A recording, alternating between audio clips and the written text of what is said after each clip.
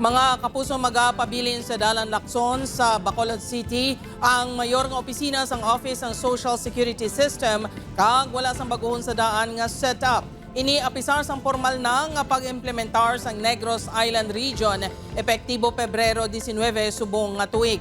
Magluwas sa Bacolod City may satellite offices na nga natukod humalimpas ang 2016 sa Victoria City, Sagay City, San Carlos City, Bago City kag Kabangkalan City sa Negros Occidental. May opisina man sa syudad sang Dumaguete, Bais, Bayawan kag Gihulngan sa Negros Oriental kag subong man sa probinsya sang Siquijor.